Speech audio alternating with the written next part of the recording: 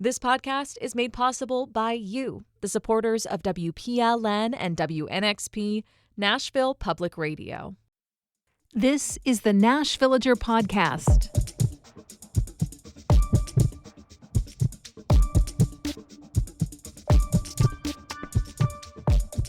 It's April 17th, 2025. And this day in 1907 was the busiest day for Ellis Island. That, of course, was the major processing point in New York for immigrants coming to the United States. Now, an average day at Ellis Island was hectic enough, with about 5,000 or so people coming through. But on this day in 1907, 11,747 individuals stood in those lines. And that's not even everyone who emigrated that day. Back then, pretty much everyone who traveled to the U.S. with first or second class tickets got a cursory screening on board, and that was it. The government just assumed anyone who could afford a decent cabin on a transatlantic voyage would make a fine resident of the U.S. Folks in third class or steerage, anyone who was sick, and those known to have some kind of legal problem were sent to Ellis Island. It usually took about 3 to 5 hours to get through the screenings, a health check, an examination of their documents, questions about where they planned to live and how they'd make a living. Most were allowed through. Only about 2% of people attempting to enter the U.S. through Ellis Island were turned back. A lot of time it was because they had some kind of illness that public health officials didn't want to let in, or because there was something officials didn't like about their work plan. The big one was contract labor. In an era of increasing industrialization, one way manufacturers tried to get cheap labor was to find unskilled workers overseas and pay their way to the U.S. But an immigration law called the Foreign Act specifically outlawed the practice. I'm Nina Cardona, and this is your daily digest of what's happening around Middle Tennessee with some historical context from Nashville Public Radio, WPLN News. Some things haven't changed since 1907. There is still a current of worry in the U.S. that immigrants are taking jobs from native-born citizens. And just like then, the jobs in question are often lower paying and sometimes even dangerous. That immigrant workforce, willing to put in long hours for not much money, makes it possible for everyone else to afford a lot of nice things. And anytime the price of those things goes up, even with a super low labor cost, well, then there's another round of complaints. There are so many factors feeding into each other. It's like a couple of intertwined snakes, each eating their own tails. It's a tangled mess. So often in any discussion of all that, there's a vagueness. The people in question are just simply called immigrants. It's often assumed that an outsized percentage of people are here illegally, undocumented. Maybe there's an assumption of what part of the world they come from, or maybe even that's too specific. But wherever they're from, the stereotype is definitely that they don't speak English, right? And hear some folks talk. It's almost all young men coming to work construction by day, deal drugs, and traffic women by night. Well, I decided to take a look at just who is coming to Tennessee these days to figure out what we know about the actual people. According to the American Immigration Council, just over 6% of folks living in our state were born in another country. The vast majority of them, more than 80%, are working age, between 16 and 64 years old. And yes, they do make up a good-sized chunk of the construction workforce, but maybe not as big as you think. About 17% of workers on job sites in this state are immigrants. They make 11% of employees on STEM jobs and 9% of our entrepreneurs. There's a pretty even gender split, almost exactly 50-50. 74% of Tennessee immigrants speak proficient English. 4 of the top 5 countries of origin are Latin America, but India is at the number 4 spot, outpacing Venezuela. And what does that ranking tell us about what people might be leaving behind when they come to Tennessee? Or to put it another way, what does it tell us about why they make that move? An estimated 21% of the state's immigrants come from Mexico. For decades, immigration from that country was largely driven by poverty, people who simply didn't have enough to get by, trying to find more opportunity in a different place. But in recent years, the Council for Foreign Relations says that's changed. Now, as much as 90% of the people coming to the U.S. from Mexico do so because their hometowns have become too dangerous. This isn't the classic story of the young man working in the U.S. to send money home anymore. This is the whole household emigrating to escape violence, extortion, or organized crime. About 7% of Tennessee's immigrants come from Guatemala. That's another country with a violence problem, particularly in the area around the capital, which has an extremely high homicide rate. Farther out in the rural areas, people are having a very hard time making ends meet. Climate change is making it harder and harder to farm there, especially in an area that's become known as the dry corridor. Venezuelans make up about 4% of our immigrants. They are leaving their nation in droves to escape a repressive authoritarian regime whose security forces use violence to maintain power. And then there's Honduras, which is the home nation to about 8% of Tennessee's foreign-born residents. To say it's a country marked by poverty is an understatement. A crushing percentage of the population lacks secure access to food. Corruption is widespread in the government there. In preparing a study on Honduran migration, the Washington Office on Latin America spoke to one man who said, "I have a future, but this country does not."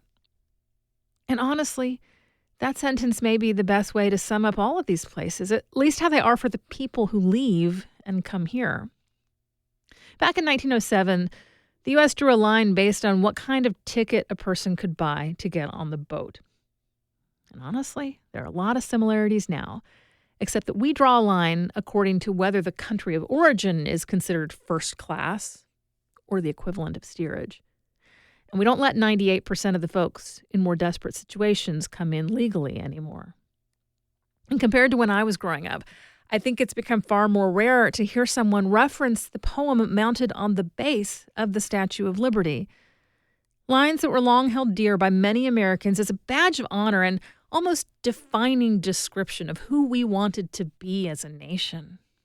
It's called The New Colossus. It was written by Emma Lazarus. And you know at least some of what it says. Some of the language can sound patronizing to us now, but I don't think that's the main reason it went out of style. Here's the whole thing. Not like the brazen giant of Greek fame, with conquering limbs astride from land to land. Here at our sea-washed sunset gates shall stand a mighty woman with a torch, whose flame is the imprisoned lightning, and her name, Mother of Exiles. From her beacon hand glows worldwide welcome. Her mild eyes command the air-bridged harbor that Twin Cities frame. "Keep, ancient lands, your storied pomp," cries she with silent lips. "Give me your tired, your poor, your huddled masses yearning to breathe free. The wretched refuse of your teeming shore, send these, the homeless, tempest-tossed, to me. I lift my lamp beside the golden door."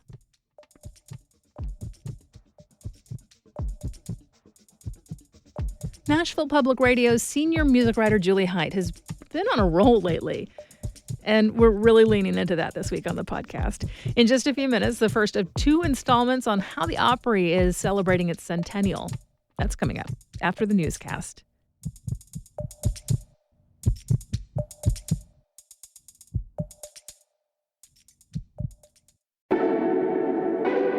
On This Is Nashville, we're taking a journey into the identity of this place we call home. The old and the new, the glitzy and the gritty, the monumental and the human. What makes Nashville tick? What makes it unique? And where are we headed as a city? We're going deeper on the day's news, bringing you dynamic conversations and taking you with us out into the community. Join us weekdays at noon. This is Nashville. Here's the latest from WPLN News. Metro Nashville Police Chief John Drake is under investigation for allegedly having a romantic relationship while on city time and money. An internal probe is looking into volumes of text messages between Drake and a Metro employee who is not part of the police department. An MNPD spokesperson confirmed to WPLN that the investigation is in progress.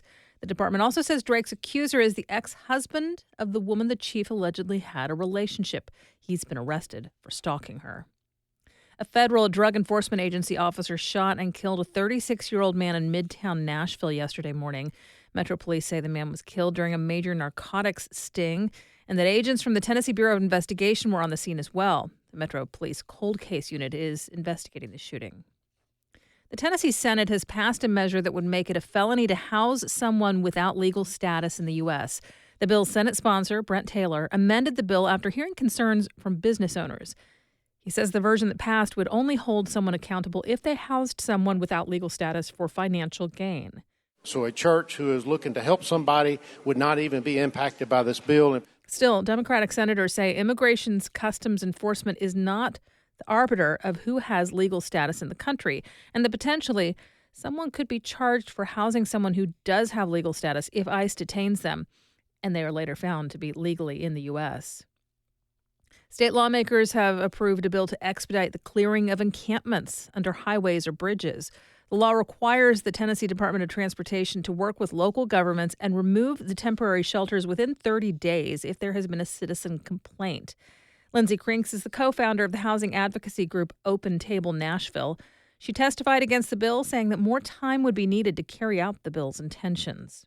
Every place we look, the average time to house people is over 100 days. So in Nashville, the average time to get people into the system and move them through housing last year was over 150 days. So it takes more than 30 days to get people housed. If you want to end homelessness, this is not the way to do it. This is not the first time the legislature has targeted encampments. In 2022, Tennessee became the first state to make it a felony to camp on public land. The American Civil Liberties Union of Tennessee has filed a lawsuit against the Rutherford County Board of Education for banning or restricting more than 145 books in the school library. The banned books addressed LGBTQ rights and racism. The ACLU called the acts an attack on inclusive education. The lawsuit was filed on behalf of 3 anonymous families and by another organization supporting the free expression of writers called PEN America. The families include 2 rising freshmen and 1 rising senior. The Rutherford County School Board began banning books in the spring of 2024 at the request of school board members. This was done without any public meeting or vote. Board members admitted to not reading the books they were banning. Rather, they relied on ratings from a website created by people associated with the far-right organization Moms for Liberty. PEN America called the book ban a violation of the First Amendment. Companies that boot cars parked on commercial property will have to wait for a trial to see if they can resume that practice. That's if they want a jury to decide. Across the state, there are 8 firms that install car boots to enforce their clients' parking restrictions. Last year, the state enacted a law banning third-party booting and creating regulations for property owners that choose to install the devices themselves. One of the biggest companies providing booting as a service sued the state in July. It argues the law is unconstitutional and that it essentially puts companies like theirs out of business. The Tennessean reports a 3-judge panel ruled against issuing a temporary injunction that would have allowed booting until the case is decided. The judges indicated the company is unlikely to win on the question of the law's constitutionality, but that it has the option to move forward with a jury trial. A pastor from Tennessee is back with his family after being kidnapped while preaching a sermon in his South African church. Josh Sullivan of Maryville has been running the Fellowship Baptist Church in the country's Eastern Cape province since 2018 with his wife and 2 children. The Associated Press reports that 4 men broke into the church last Thursday and kidnapped him from the pulpit. They also stole 2 cell phones from the congregation. Sullivan's abandoned truck was found a few hours later. On Tuesday, police approached the house where they believed Sullivan was being held. An AP reporter describes the rescue. According to police, a shootout had begun when suspects in a car tried to escape. 3 identified suspects were then killed, police said, and Sullivan freed, miraculously unharmed. The AP says that kidnapping has become a key tactic in armed robberies and carjackings in South Africa. A friend of Sullivan took to Facebook to ask for continued prayers for the family. For the second time in less than a year, the Nashville Symphony is laying off back office employees. Last July, 4 vice president positions were cut. This time, classical music news site Slipped Disc reports the cutbacks include several director-level positions. That list includes people who handle marketing and ticketing services. The new layoffs amount to 13% of the staff. You'll find more news anytime at WPLN.org. The Grand Ole Opry turns 100 this year, meaning the live country music show, not the theater currently housing it. What makes the Grand Ole Opry the Grand Ole Opry is less the stage than the many generations and styles of performers who've appeared on it. Over the past century, they have defined what we think of as country music. Senior music writer Julie Height takes us backstage for a glimpse into the year-long celebration. The day of an artist's inaugural performance on the Grand Ole Opry is full of rites and rituals. That includes a warm welcome from veteran staffer Jim Schermerhorn at the security desk. I'm very excited about this. This is a dream come true. Well, we're excited to have you here with us tonight. Yes, sir. This particular night, it's musical country comic Danae Hayes making her Opry debut. The artist behind impishly off-color hooks like this. Rode hard and put up with. That one's about a used boat. Now, you're going to be in dress room number 4. You got it. Number 4 is the very first one on the left. What he didn't say was that every first-timer gets dressing room 4. It's tradition. And while you're here, feel free to walk around and take it all in. Yes, sir. I sure will. But it's not like this is Hayes' first visit. Before an Opry debut comes a meeting with the people who run the show. My name's Dan Rogers. I'm the Senior Vice President and Executive Producer of the Grand Ole Opry. Many, many times we're inviting folks to come and play for us, and that's not an audition at all, but it's a means of us getting to know new artists. Sure, Hayes pushes the boundaries of country comedy a little. She blew up on TikTok, and her songs and characters don't keep it clean. Making her Grand Ole Opry debut, please welcome Danae Hayes. She ensured that her Opry set would go over by testing it out on her buttoned-up dad, who watched from the front row. I'd always wondered where my ancestors were from, and so I ordered an online DNA test kit. So I got an email 2 days later. It said, Miss Hayes, we hate to inform you, but we cannot trace your family roots past Arkansas. Hayes closed with a musical number. Mama's jaw about hit the ground that day that we found out that I had 4 brothers in Florida. Hayes was one of 100 debuts planned for the Opry's anniversary this year. Rogers says there are 2 main goals behind all the festivities. One, to celebrate the folks on whose shoulders we stand today, to look back really in awe, and throw the doors wide open, put our hands out, and welcome new artists ready to take the Opry into the next 100 years. The Opry began in 1925 with a cobbled-together local cast on a radio station created to promote an insurance company. It went on to become a Saturday night smash with radio listeners and live audiences alike and catapulted its members to country stardom. But those days are long gone. Now its lineups are a mix of guest performers like Hayes and the 76 current country stars, bluegrass faves, and past hitmakers who make up the Opry's membership. One of them is John Conley, who opened the show. This song got my whole career going, helped bring me to the Grand Ole Opry. But these rose-colored glasses. Conley had made his name with heartily delivered sentimental ballads when he joined the Opry in the early 80s. Like many veteran Opry members, Conley relishes performing the ceremonial act of inducting new members. You know, when I joined and when I started hanging out here, I got to rub elbows and share the stage with people like Minnie Pearl and Roy Acuff and Bill Monroe and Hank Snow and Little Jimmy Dickens, all these people that I grew up listening to. All of a sudden, when I do the math, I'm part of the older generation out here now. Conley's been around long enough to see an elder's admonition come true. Porter Wagner used to say, if you take care of the Opry as you're coming up, the Opry will take care of you later on in your career. Though Conley hasn't had hits in decades, in the Opry's multi-generational lineups, he's still performing plenty, helping keep the show's traditions alive and evolving.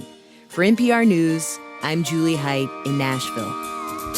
I can remember us cruising through town in your daddy's car with the top pulled down, looking so cool. Coming up tomorrow, Julie will tell us what it took to weave the Opry's history into a new book. We do this roundup of Nashville news every weekday, so subscribe in your favorite podcasting app to make sure you never miss an episode. And if you like this, you'll probably enjoy the Nash Villager newsletter, too. You'll get perspective from more of my colleagues at Nashville Public Radio and links to the stories we're following.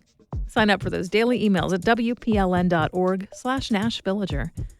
Thanks so much for listening. Let's make this day a good one, and we'll catch back up tomorrow.